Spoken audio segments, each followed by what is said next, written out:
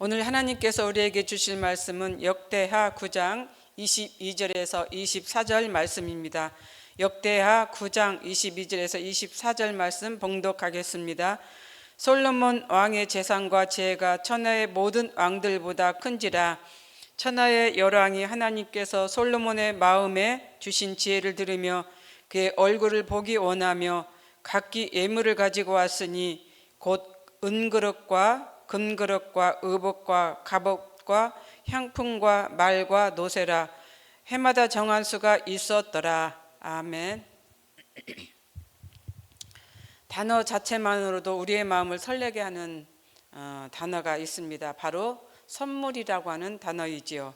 이 단어가 주는 의미 속에는 사랑과 기쁨과 또 따뜻함과 설렘이 있습니다. 또 얼었던 마음을 녹이는 신비한 능력도 있습니다. 이러한 선물을 아마 우리 모두는 한 번쯤 다 받아보셨을 줄로 압니다. 물론 다 받으셨을 것입니다. 저도 받았습니다. 선물을 안 받아보신 분은 없기 때문이겠지요. 그런데 특별한 선물도 있습니다. 바로 예수 그리스도가 주신 선물이죠. 구원의 선물입니다. 이 선물을 받으셨기에 오늘 우리는 여기에 앉아 있는 것입니다. 이 선물은 우리가 세상에서 살아가는데 아주 큰 힘이 됩니다. 힘들고 어렵고 고통스러울 때 우리에게 소망을 주고 희망을 주기 때문이죠. 뿐만 아니라 영원한 생명까지도 보장하는 선물입니다. 그런데 오늘 본문에도 하나님께 귀한 선물을 받은 사람이 있습니다. 바로 솔로몬 왕이죠. 솔로몬은 하나님께 특별한 선물을 받았습니다. 어떤 선물을 받았을까요? 바로 지혜라고 하는 선물을 받았습니다.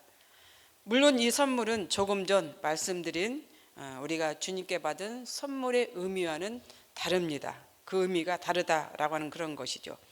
우리가 예수님께 받은 선물은 생명과 직결되는 그런 선물입니다. 그러나 솔로몬이 받은 선물은 그 생명 안에서 누리고 나누는 그런 선물이라는 것이죠.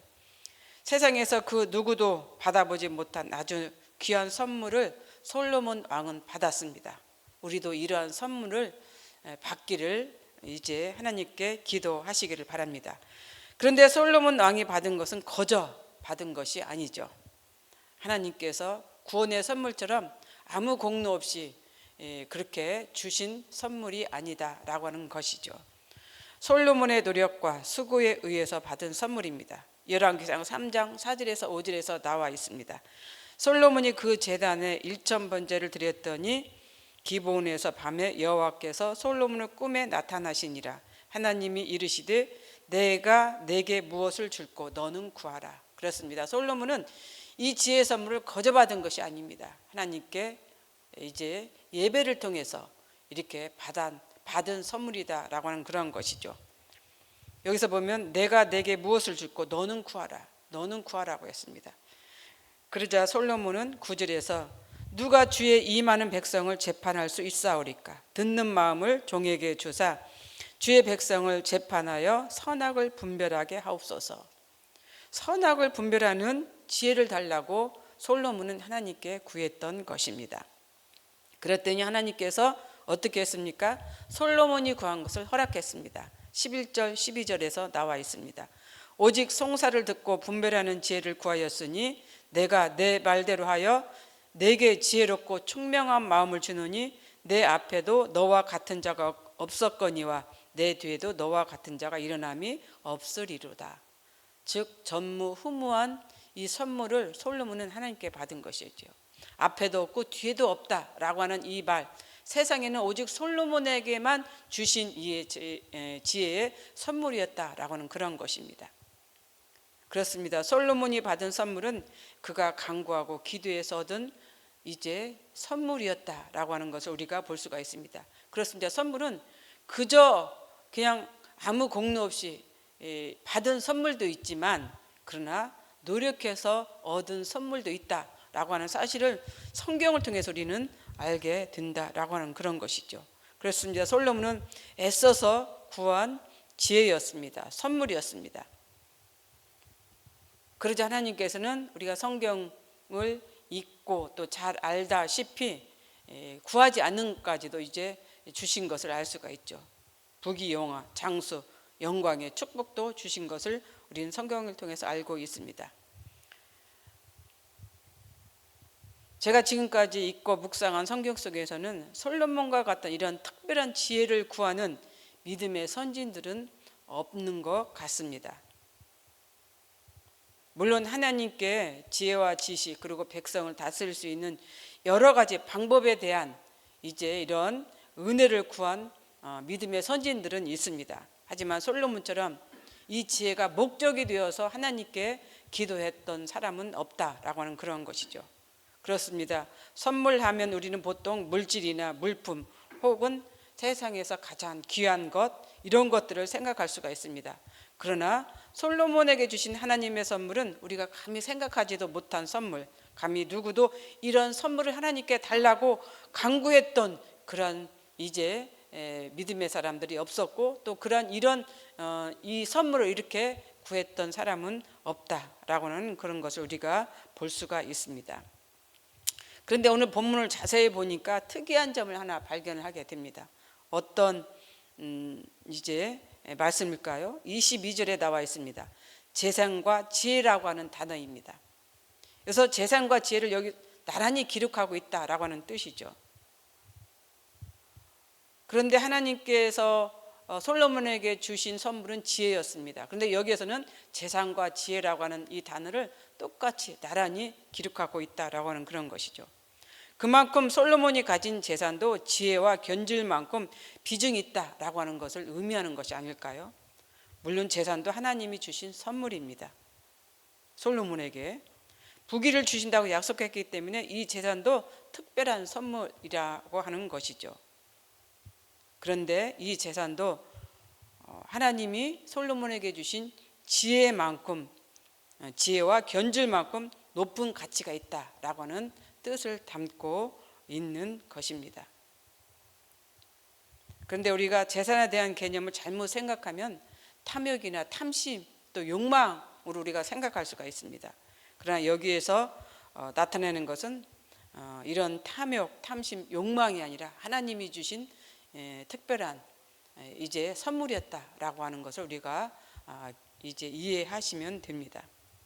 또 하나 재산에 대해서 우리가 생각할 것은 재산은 누구나도 가질 수가 있습니다. 왜냐하면 노력하면 얻을 수 있기 때문에 누구라도 가질 수가 있다라고 하는 그런 것이죠. 그런데 재산을 가질 수 있는 것을 우리가 따지고 보면은 하나님께서 주셔야만 가질 수 있는 그러한 논리라고 하는 것입니다. 하나님께서 주시지 않으면 우리의 재산, 어떤 부귀 이런 것을 가질 수가 없는 것이죠. 만약 가진다 할지라도 어느 순간에 이것이 다 날아가 버릴 수가 있는 것입니다. 우리가 욥을 보면 알 수가 있습니다. 욥도 어떻습니까? 부자였습니다. 동방이 부자였습니다. 상상할 수 없는 부자였습니다. 그러나 어느 순간 이제 하나님께서 가버리니까는 하루아침에 다 망해버렸습니다. 아내는 떠나갔고 자식들은 다 죽었습니다. 그렇기 때문에 재산도 하나님께서 주셔야만 가질 수 있다라고 하는 것을 우리는 알 수가 있다라고 하는 그런 것이죠. 물론 솔로몬도 왕이기 때문에 많은 재산이 있어요. 부자죠. 이스라엘 전체가 다 솔로몬의 재산일 수가 있습니다. 그럼에도 그 위에 덧입혀서 하나님께서 이런 재산에 축복을 주셨다라고 하는 그런 것이죠.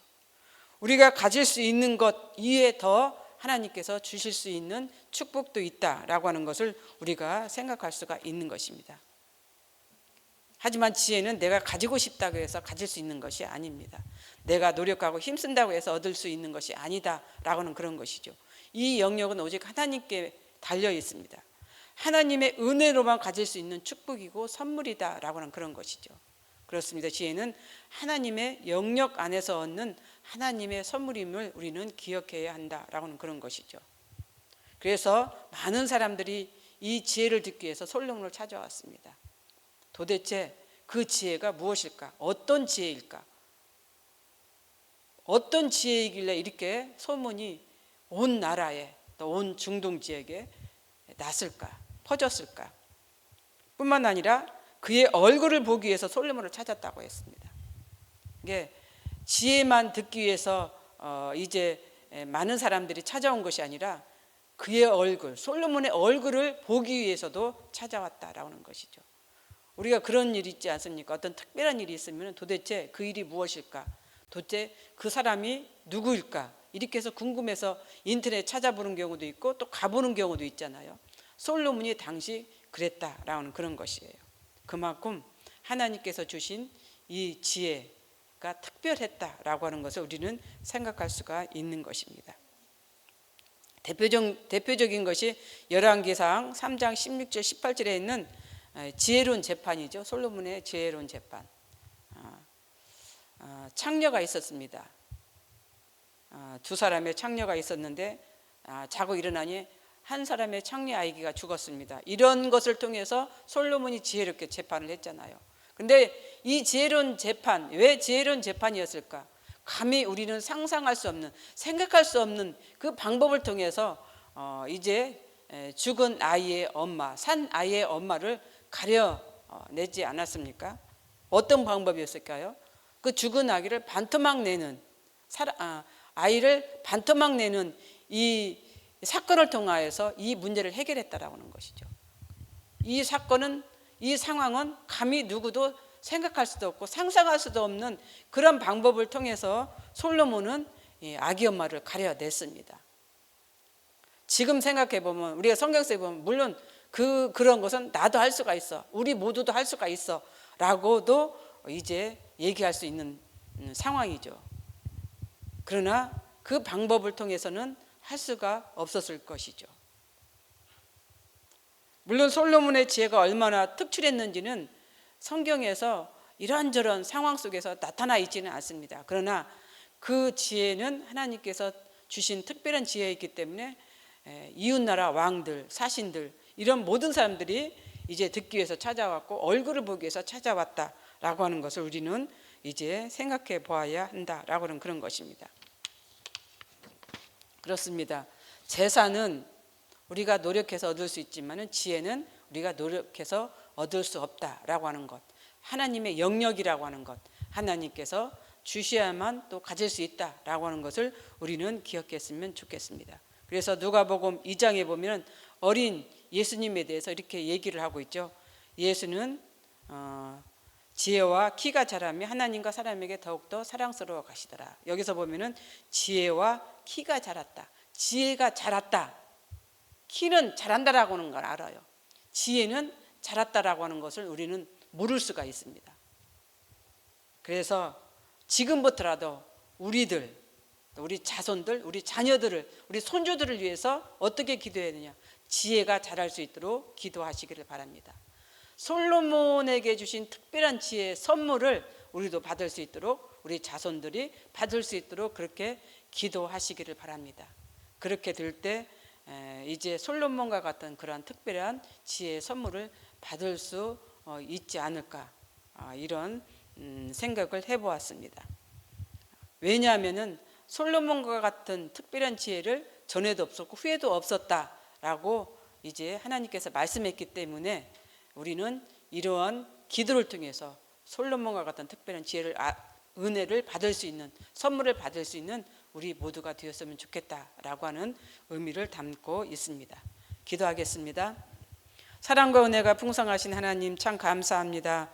오늘 우리에게 말씀하신 것처럼 솔로몬에게 주신 특별한 선물 지혜를 허락하여 주옵소서. 전에도 없었고 후에도 없다라고 하셨지만 그럼에도 불구하고 우리는 특별한 선물 지혜를 받을 수 있도록 우리 모두가 애써서 기도하는 우리가 되게 하여 주시옵소서.